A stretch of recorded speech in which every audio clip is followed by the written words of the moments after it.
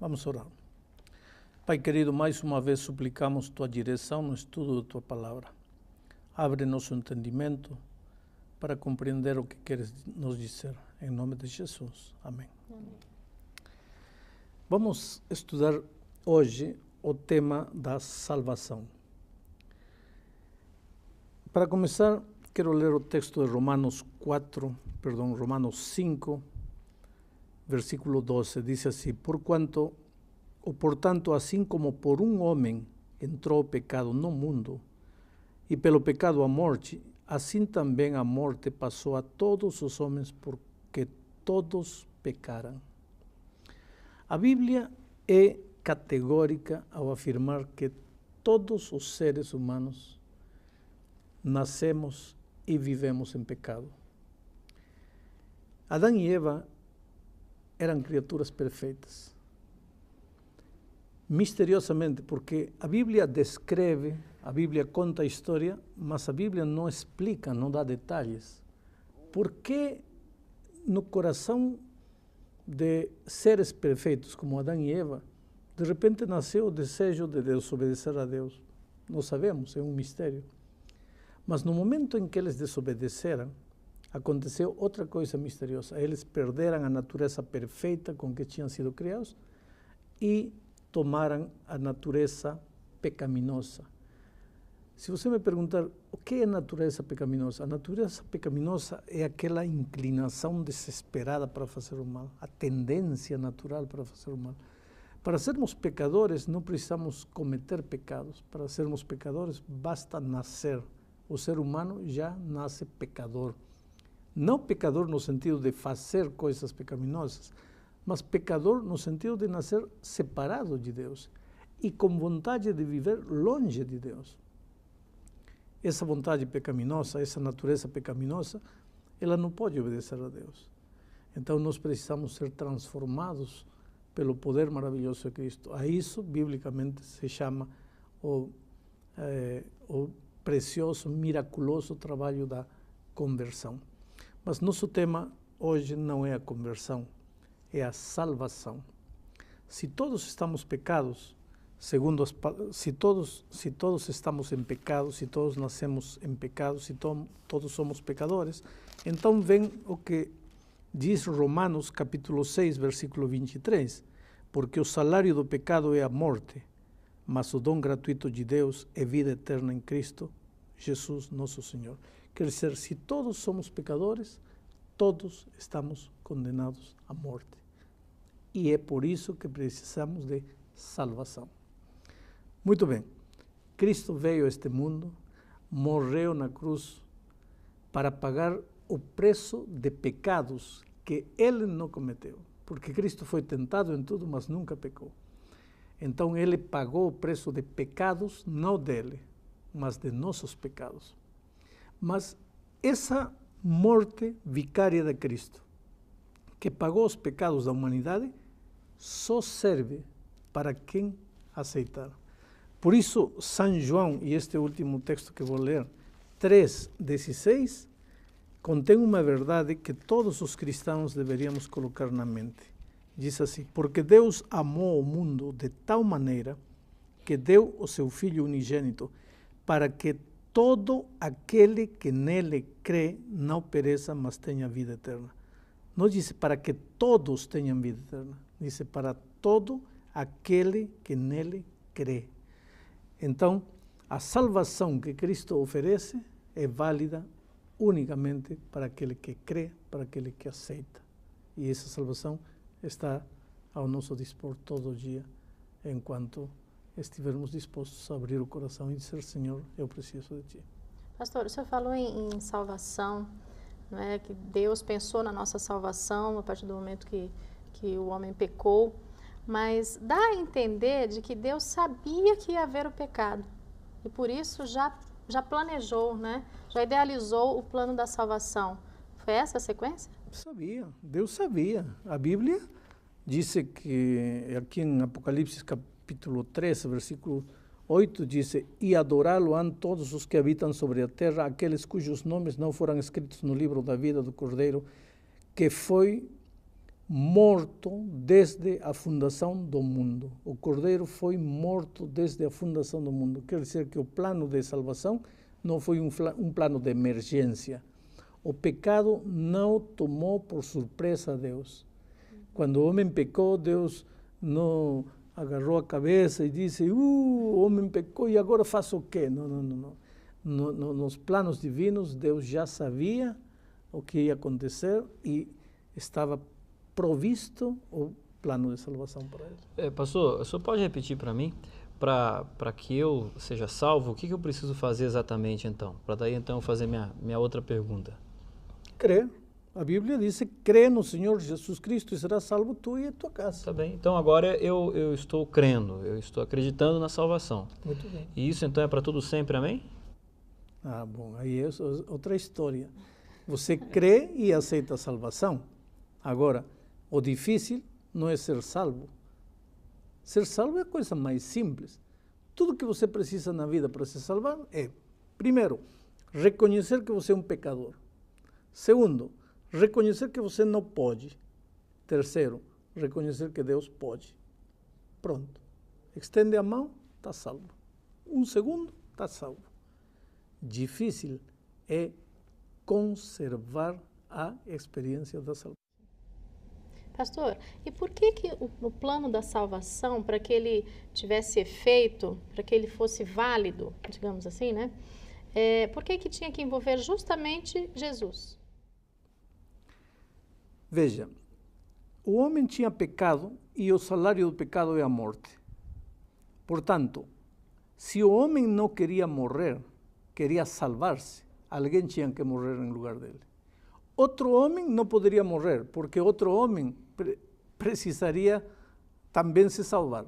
Portanto, outro homem não poderia morrer em lugar dele. Um anjo não poderia morrer, porque um anjo não tem vida própria, tem vida dependente. A única pessoa que poderia morrer para salvar o ser humano é Deus. Mas Deus não pode morrer, porque Deus é Deus. Então Deus teve que se tornar um ser humano para morrer em lugar do homem, a fim de que o homem ficasse livre da punição da morte que merecia. Pastor, em alguns textos da Bíblia, a impressão que se tem quando fala em eleição, os eleitos, né? A impressão que me dá é que alguns são predestinados à salvação e outros já são predestinados à perdição. Como é que eu vou saber? Bom, se existe a predestinação à salvação, primeira pergunta, como é que eu vou saber se eu sou predestinado à salvação ou à perdição? Aqui em Romanos, capítulo 8, versículos 29 e 30, está essa expressão predestinação, veja. Diz assim, porquanto aos que de antemão conheceu, também os predestinou para serem conformes à imagem de seu Filho. Todos os seres humanos vêm a este mundo predestinados para salvar-se, predestinados para ser a imagem do Filho de Deus. Todos, não há um ser humano que venha predestinado a morrer. Predestinado. A palavra predestinado quer dizer destinado antes de. Vou fazer um exemplo. Este óculos, quando foi fabricado, foi predestinado para ir nos olhos. É dizer, fabricado, criado com antecedência, com um propósito definido. O propósito é ir nos olhos. Isso quer dizer que eu vou colocar sempre nos olhos? Não. Se eu quiser, eu vou querer beber água com o óculos. Só que ele foi predestinado para ir nos olhos. O ser humano foi predestinado para ser salvo. Isso quer dizer que todo mundo vai se salvar? Não. Porque se o homem decide andar no caminho do erro, vai se perder. Mas não é porque não foi criado com um predestino, com um pré-objetivo. O objetivo é se salvar-se. Só que a salvação não depende do plano que Deus tem para o ser humano. A salvação depende da decisão do ser humano. Pastor, eu ainda não estou 100% convencida com relação a esse assunto de predestinação. Porque, veja, voltando inclusive ao próprio Éden, não é? Deus, o Senhor disse para nós agora há pouco, que Deus já tinha o plano da redenção na sua mente, porque sabia que o pecado ia entrar no mundo. Isso não significa que já estávamos, então, destinados ao pecado, a toda essa história. Deus sabia o que ia acontecer, ou seja, isso não tinha como ser diferente, né? O destino já estava traçado ali. Destino, não. Escuta uma coisa. Tem gente que pergunta assim, pastor, Deus sabe que vou me perder ou vou me salvar? Claro que Deus sabe. Deus é Deus. Deus conhece o futuro desde agora. Tudo que vai acontecer daqui a 1000 anos, a 1 milhão de anos, Deus sabe. Deus é onisciente, sabe tudo, sabe o passado, o presente e o futuro. Então, Deus sabe se eu vou me salvar ou vou me perder? Claro que sabe. Então, as pessoas perguntam assim, então, se Deus sabe que vou me salvar, para que me preocupo? Já vou me salvar. Ou se Deus sabe que vou me perder, para que eu estou querendo me salvar? Já vou me perder. Isso seria destino. A Bíblia não apoia a ideia de que de que existe destino. Mas Deus sabe. Agora, o que tenho que entender é que se eu vou me perder, não é porque Deus sabia que eu ia me perder. Se eu vou me perder é porque eu decidi perder-me, não porque Deus sabia. Mas Deus, por ser Deus, conhece tudo. Quer dizer, o pré-conhecimento de Deus não determina as coisas. As coisas são determinadas pela decisão humana, mas Deus, por ser Deus, conhece tudo. Pastor, olha só, uma pessoa, ela quer a salvação, ela deseja a salvação. O que ela precisa fazer?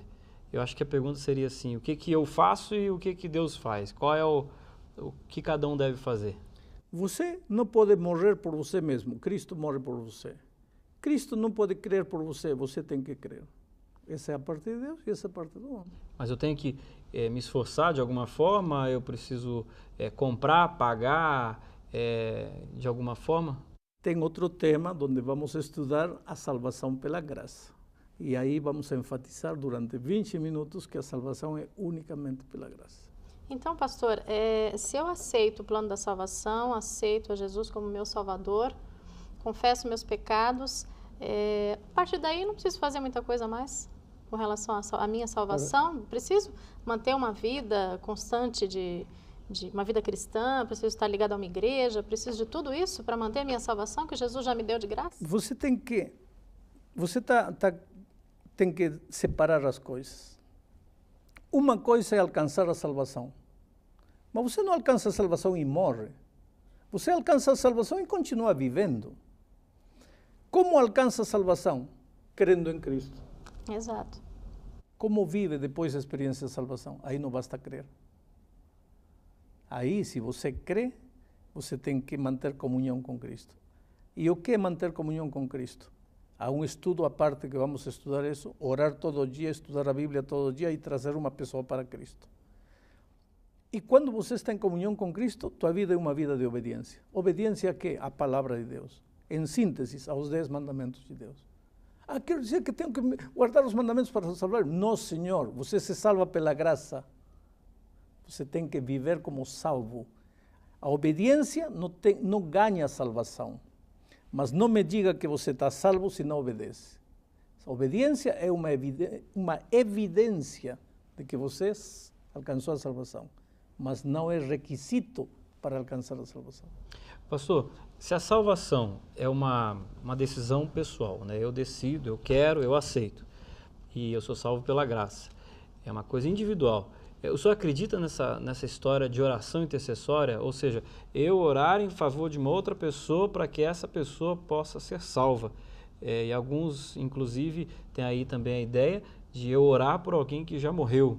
Existe essa possibilidade? Não, você está entrando em 2 terrenos completamente diferentes. Orar por quem morreu, essa é outra história que vamos estudar quando estudemos o que acontece com os que morrem. Vamos a falar agora de orar em favor de uma pessoa. Vamos dizer que Márcia não quer saber nada de Deus, não quer saber nada de Cristo, não quer saber nada de salvar-se. Mas você gosta dela e quer que ela se salve. E agora você ora e ora e ora a Deus. Então vem a pergunta que você está querendo fazer. Vale a pena orar por ela quando ela não quer saber nada de salvar-se? Vale a pena. Mas por quê? Por o seguinte. Se você não orar por ela e o Espírito Santo trabalhar no coração dela para ela se salvar, o diabo, que é astuto, vai dizer a Deus, espera Deus, por que está trabalhando com a Márcia se a Márcia não quer nada? Não diz que você respeita a liberdade, por que não está respeitando a liberdade dela? Ela não quer se salvar, por que teu Espírito está incomodando ela? Acaso ela pediu? Ela não pediu, por que está atormentando ela?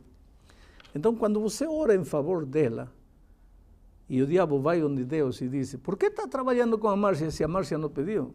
Você está lhe dando um argumento a Deus, porque Deus diz assim, tudo bem, a Márcia não pediu, mas o Elmar pediu. Eu não estou respondendo à oração da Márcia, porque a Márcia não pediu nada. Estou respondendo à oração do Elmar, porque eu respondo todas as orações. Quer dizer, quando você ora em favor de outra pessoa, está dando a Deus um argumento para ele continuar fazendo o seu trabalho de tocar o coração das pessoas. Pastor, mais uma pergunta. Deus criou todo o universo, né? Nós já estudamos sobre isso. E o universo é imenso, milhares e milhares de planetas e galáxias, enfim. E a Terra fica tão pequenininha, né, num universo tão grande como esse, fica um grão de areia na praia, né? Por que Deus, com tanta coisa já perfeita na sua mão, por que Ele se interessou tanto por um grão de areia a ponto de planejar, né, idealizar um plano como esse, sacrificar o seu próprio filho? Só tem uma explicação, e é o amor. Porque Deus é Deus. Deus disse que até quando um fio de teu cabelo cai, Ele sabe. Quando um passarinho morre, Ele sabe. Ele conhece o nome de cada estrela e há infinidade de estrelas nos céus. Ele sabe o número de grãozinhos de areia que existem no mar e no deserto. Ele sabe tudo. Ora, se Deus conhece cabelo, pena de passarinho, grão de areia, como não vai saber quem é Márcia, quem é Elmar, ou quem é Alejandro? Ele sabe, ele se interessa pela gente, ele ama a gente. O problema é que a gente às vezes duvida do amor de Deus, porque a gente vive num mundo onde se ama o bonito, se ama o brilhante, se ama o inteligente. Você vai dar a coroa de ouro, a medalha de ouro para o primeiro, nunca para o último. Mas com Deus não é assim. Deus ama o ser humano. Se você é feio, se você é bonito, se você é rico, se você é pobre, se você é bom, se você é mau, Deus te ama. Se há uma coisa que o ser humano nunca poderá fazer, é fazer que Deus deixe de amá-lo, porque Deus vai amá-lo sempre, em todas as circunstâncias. Existe alguma coisa, pastor, que eu possa fazer contra Deus ao ponto dele falar assim, esse aqui eu não quero salvar de forma nenhuma? Nada. Você pode fazer o que quiser contra Deus. Deus nunca vai deixar de amá-lo. E se um dia você se perder, não será porque Deus se cansou, não será porque Deus deixou de amá-lo. Se um dia você se perder, será porque você quis se perder. De tanto você dizer não, não, não, chega a um ponto de não retorno, um ponto em que você começa a andar para lá. E aí se acabou a história de você. Não porque Deus não queira te salvar, senão porque você fechou-se completamente. E o sangue de Jesus na cruz, ele é o suficiente para salvar toda uma humanidade? A todos os seres humanos, mas só vale para quem crê. Isso que diz São João 3,6. Deus amou o mundo de tal modo que deu seu Filho unigênito para que todo aquele que crê. Eu não teria colocado, se eu fosse escritor da Bíblia, para que todo aquele que crê, senão para unicamente aqueles que creem. Unicamente aqueles que creem. Mas a palavra de Deus é mais abrangente. É todos os que creem. Sem exceção, sem diferença. E vamos terminar o estudo querendo te dizer uma coisa. Veja, a tua vida pode ser, neste momento, a pior das vidas. Você pode estar no fundo do poço. Você pode sentir-se um pecador que não tem perdão. Desde o ponto de vista humano, talvez não haja perdão para você. Mas se não houvesse esperança para você, Jesus não teria deixado tudo, não teria vindo à cruz a morrer. Ele morreu porque te ama, e a morte de Cristo quer dizer que é esperança para você. Embora nesta terra você ache que não vale para ninguém, para Jesus você vale muito. Portanto, levante-se, acredite no amor de Cristo e comece uma nova vida. Que Deus te abençoe.